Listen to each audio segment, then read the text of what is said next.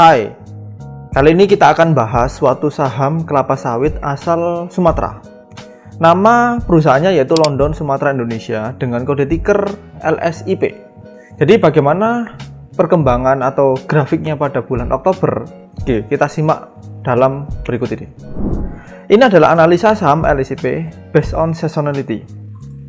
Jadi secara seasonality di bulan Oktober untuk saham LSIP itu cenderung mengalami hijau yang pekat ya. Jadi mulai Oktober 2015 hingga 2021 itu hijau pekat.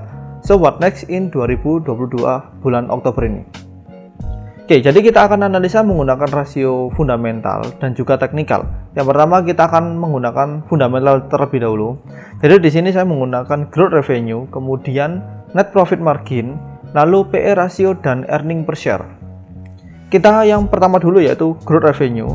Untuk growth revenue saham LSIP kita bisa memprediksi dari bulan 2020 atau tahun 2020 ke tahun 2021 kenaikannya cukup pesat. Hingga tiga kali lipat ya kenaikannya ya. Terus kita coba breakdown yaitu tepatnya di kuartal. Untuk kuartal memang kuartal pertama 2022 itu anjlok dari kuartal sebelumnya yaitu kuartal 4. Tapi mengalami kenaikan cukup besar di kuartal kedua 2022. Ini ditinjau dari penjualan yang sangat drastis sekali untuk kelapa sawit. Oke, kemudian yang kedua yaitu net profit margin yaitu laba bersih berjalan. Oke, memang dari 2019, 2018, 2017 itu mengalami tren penurunan. Tapi kita bisa melihat dari tahun 2019, 2020, 2021 itu trennya naik. Jadi penjualan laba bersihnya naik. Secara kuartal ini memang stagnan di angka kuartal 4 2020 hingga kuartal kedua 2022 itu stagnan, nggak naik nggak turun terlalu jauh, itu stagnan di situ aja angkanya. Oke, kemudian next yaitu PE ratio. Di PE ratio ini indikatornya yaitu jika suatu saham PE ratio semakin lama semakin mengecil berarti itu semakin baik. Dilihat di sini 2019 itu tinggi sekali, 2020 hampir anjlok separuh dan di 2021 turun. PE ratio dalam annual ini oke. Coba kita breakdown ya. Untuk di breakdown lagi-lagi ini stagnan. Mulai dari kuartal 3 2020 hingga kuartal kedua 2022 itu stagnan terus nilainya. Ini PE ratio. Dan yang terakhir yaitu earning per share. Indikator earning per share setiap tahun harus selalu naik. Di sini 2019 hingga 2021 itu mengalami kenaikan. Bagaimana secara kuartal? Untuk secara kuartal memang stagnan juga. Tapi ada sisi baiknya. Di sini untuk earning per share-nya di bulan kuartal 1 kuartal 4 2021, kuartal ke-1 2022 itu ada kenaikan. Jadi awal tahun yang sangat baik sekali. Oke, jadi kita simpulkan bahwa growth revenue-nya ini sangat ya kita bisa dibilang bagus, tapi nggak terlalu bagus. Justru yang bagus yaitu pertumbuhan laba bersihnya. Ini sangat bagus sekali karena 3 tahun belakang itu selalu mengalami tren kenaikan.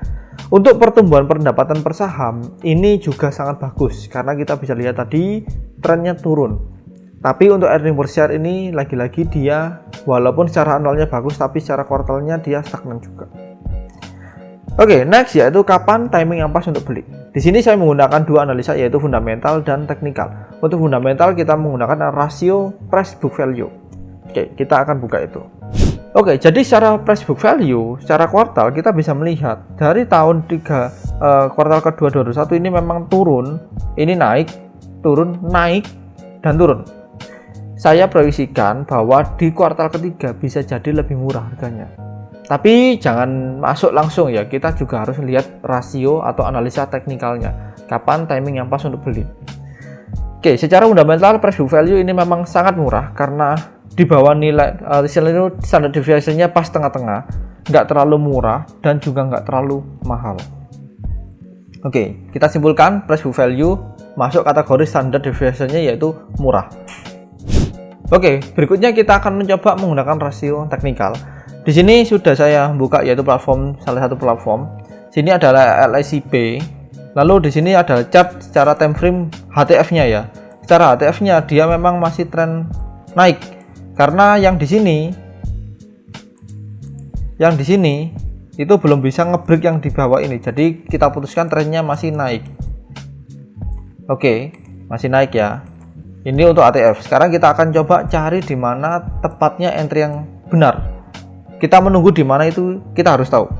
Oke, di sini kita ada titik support kuat.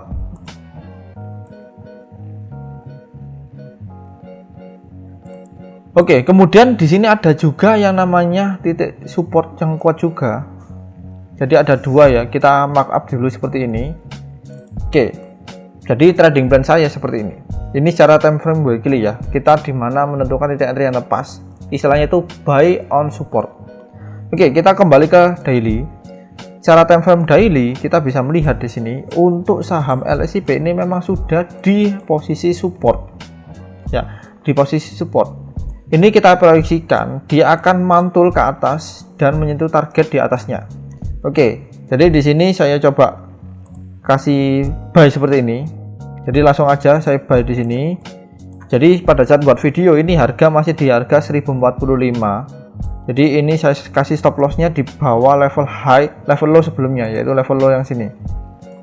Jadi saya kasih high tepat di bawah level low sebelumnya ini. Ya kita tambah dikit lah. Di angka 970 itu adalah stop loss kita.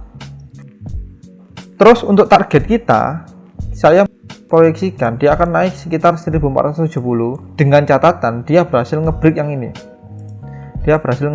Tapi kalau nggak berhasil ya langsung aja cut profit. Oke, so jadi targetnya untuk ini kita coba ada beberapa target ya. Target yang pertama di sini, target yang kedua ada di sini. Oke, ini adalah target pertama saya.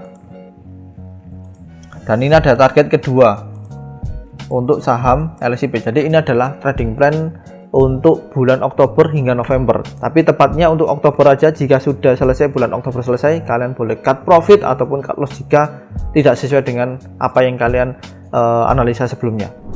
Oke, mungkin jadi sekian tentang analisa saham London Sumatera Indonesia. Apabila ada yang ditanyakan atau request analisa saham, silahkan drop di kolom komen. Dan jangan lupa untuk selalu gabung ke Telegram kami yang linknya ada di deskripsi. Jadi di sini kita akan mengulas berbagai analisa saham, mulai dari saham Indonesia, saham luar negeri, dan juga ada analisa dari forex.